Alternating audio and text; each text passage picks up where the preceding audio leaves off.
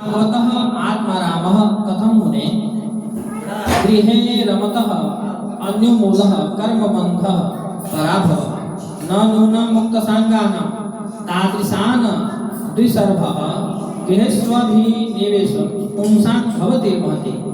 राजा परीक्षित ने पूछा, मनुपुत्र प्रियव्रत तो बड़े ही भगवत भक्त और आत्मा राम थे, उनके गृहस्थ आश्रम में कैसी रुचि हुई जिसमें फंसने के कारण मनुष्य का अपने स्वरूप की विस्मृति होती है और कर्म बंधन में बंध जाता है। विप्रवर नीचे ऐसे निसंग महापुरुषों का इस प्रकार गृहस्थ आश्रम में अभिनिवेश होना उचित नहीं है।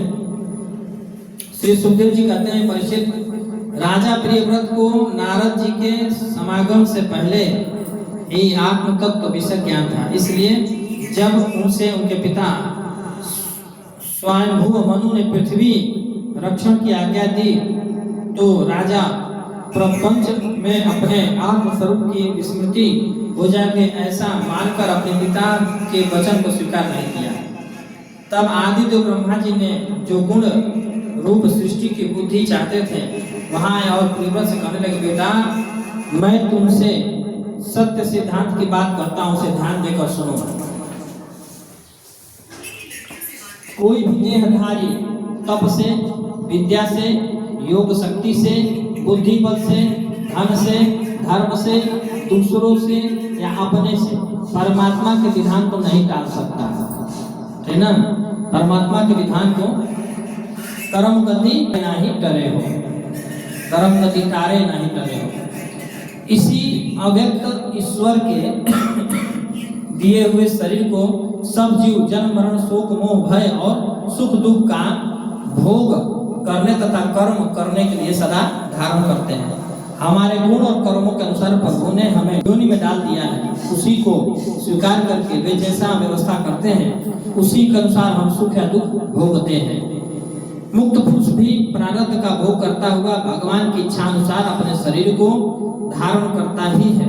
जो पुरुष इंद्रियों के वशभूत है वह वन वन में विचरण करता भी रहे तो भी उसे जन्म मरण का भय बना ही रहता है, क्योंकि बिना जीते हुए मन और इंद्रिय रूपी इच्छा शत्रु कभी उसका पीछा नहीं छोड़ते। जो व्यक्ति, जो बुद्धिमान पुरुष अपनी इंद्रियों को जीत कर अपनी आत्मा में रमण करता है उसका गृहस्थ आश्रम भी क्या बिगाड़ सकता है।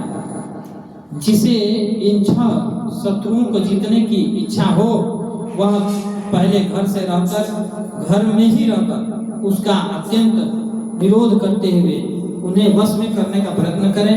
यद्यपि तुम भगवान श्री पद्मनाभ के चरण कमल की कली रूप किले के आश्रित रहकर इन 6 शत्रुओं को जीत चुके हो तो भी पहले उन पुराण पुरुष के दिए हुए भोगों को भोगो, इसके बाद निसंग होकर अपने आत्म स्वरूप में स्थित हो जाना।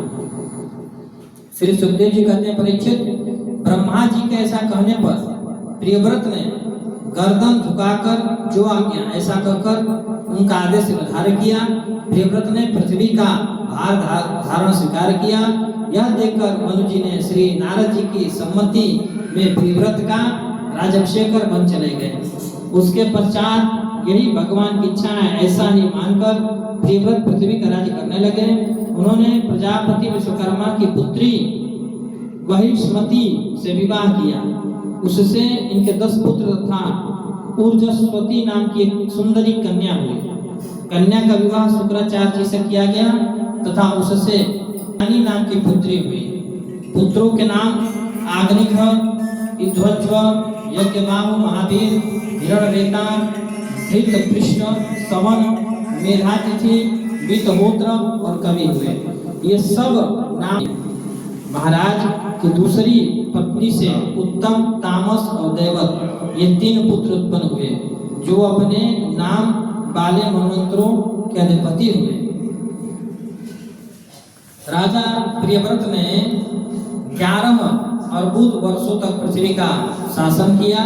इसके बाद उन्होंने देखा कि भगवान सूर्य सुमेरु की परिक्रमा करते हुए लोकालोक पर्यंत पृथ्वी के जितने भाग को आलोकित करते हैं उसमें से आधा भाग ही प्रकाशित रहता है, आधे में अंधकार छाया रहता है। तो उन्होंने इसे पसंद नहीं किया। उन्होंने संकल्प लेकर कि मैं रात को दिन बना दूंगा तब सूर्य के समान ही वेगवान रथ पर चढ़कर सूर्य के पीछे पीछे 7 परिक्रमा कर डाली।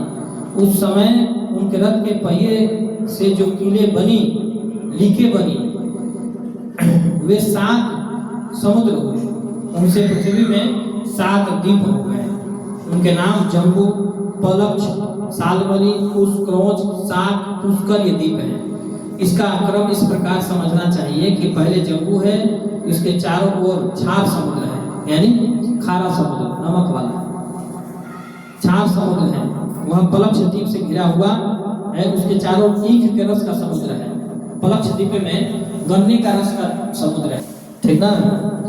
उससे सालमली द्वीप घेरे हुए, उसके चारों ओर मदिरा का समुद्र है, दारू का, सालमली द्वीप में। फिर कुश द्वीप है, यह घी के समुद्र से घिरा हुआ है, जो है जैसे अपना जम्बू द्वीप के अंतर्गत में भारतवर्ष आता है। जम्बू द्वीप बहुत बड़ा द्वीप है, इसी के अंदर भारतवर्ष है। उसी प्रकार से सब द्वीप है। तो इसमें जो है द्वीप जो है घी के समुद्र से घिरा है।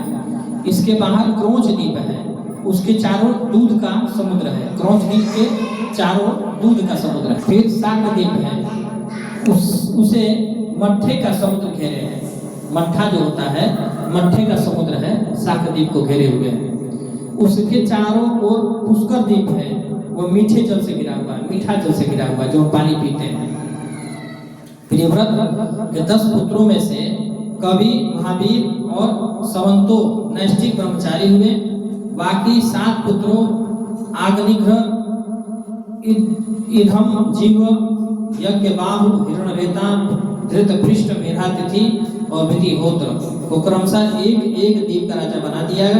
महाराज प्रियव्रत एक बार देवर्षि नारद जी के शरण में जाकर वे पुनः देववश प्राप्त हुए। ब्रह्मपथ में फंस जाने से अशांत होकर हृदय में वैराग्य धारण कर भगवान की लीलाओं का चिंतन करते हुए उससे श्री नारद जी के बताए हुए मार्ग का फिर अनुकरण करने लगे। देखिए प्रियव्रत जो है भगवान के बहुत भारी भक्त थे। प्रियव्रत को ब्रह्म ज्ञान था। जैसे जो भी जीव है संसार में, जो भी जीव है वह अगर पैदा हुआ है तो सभी जीव का जोड़ा बना हुआ है, नर नारी का जोड़ा बना हुआ है और पूर्व से निर्धारित है। अच्छा, इनका भोगना, संयोग होना भी निश्चित है। उनके कितने पुत्र पुत्रियां होंगे वो भी निश्चित है। उनको कैसे पालना है पूर्व में ही निश्चित हो चुका है। वो कहाँ तक पढ़ेंगे ये भी निश्चित हो चुका है। हम कितना कमाएंगे ये भी निश्चित है। भगवान कितना देंगे वो भी सुनिश्चित है। ठीक है, फिर भी हम लोग व्यर्थ की चिंता करके मरते रहते हैं। कर्म हमारे अधिकार में है, हमको कर्म कर सकते हैं, लेकिन कर्म का फल हम नहीं समझ सकते, क्योंकि कर्म का फल प्रभु देने वाले हैं। अब हमको यह चिंता करनी चाहिए, हमको यानी सबको, सब लोगों को, मुझे भी, आपको भी, सबको भी, कि हम परिवार को चला रहे हैं, पाल रहे हैं, पैसा रुपया कमा रहे हैं, घर गृहस्थी बना रहे हैं, सब कुछ कर रहे हैं, पर अपने कल्याण का मार्ग ढूंढते रहना चाहिए। क्यों?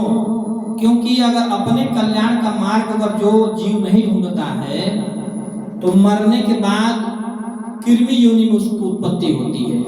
कृमि, वो कृमि की योनि में गिरता है। यानी जो भगवत साधन स्वरूप शरीर को धारण करने के बाद भी अपने शरीर से, यही साधन धाम है, साधन धर धाम है, इस साधन धर धाम शरीर को पा करके जो इसका उपयोग नहीं करता है, इसका सदुपयोग नहीं कर पाता है, वह ऐसे ही है जैसे कि कोई निर्धन के हाथ में अगर 1 करोड़ रुपया दे दिया जाए और उसका उपयोग न किया, वो बर्बाद कर दिया, तो जब बर्बाद कर दिया तो जब तक उसके पास 1 करोड़ रुपया है तब तक तो लोग उसके पास भाग भाग के आएंगे। जिस दिन वो पैसा खत्म हो गया तो कोई उसको पूछने नहीं जाएगा और उसका बड़ा भारी पतन हो जाएगा। बल्कि उससे पहले नहीं, उससे पहले ठीक था, जब वो गरीब था तभी ठीक था। क्योंकि 10 लोग उससे बात तो करते थे, लेकिन जब 1 करोड़ रुपया पा गया, ठीक ना, और वो जब नाश हो गया तो जितने लोग समझ गए कि पक्का लंपट है, तो उसको बात भी नहीं करेंगे, उससे बात भी नहीं करेंगे।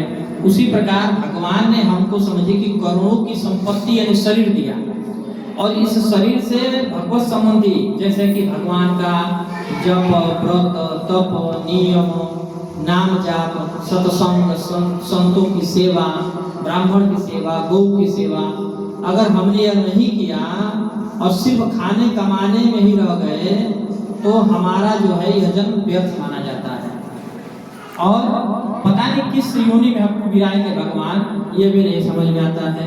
तो इसलिए प्रियव्रत कहते हैं, नारद बड़ा विचार करके कहते हैं कि हे भगवान, आप हमें इस मनुष्य शरीर से कल्याण करने वाली बातों को बताइए। अब यहाँ पे सुनेंगे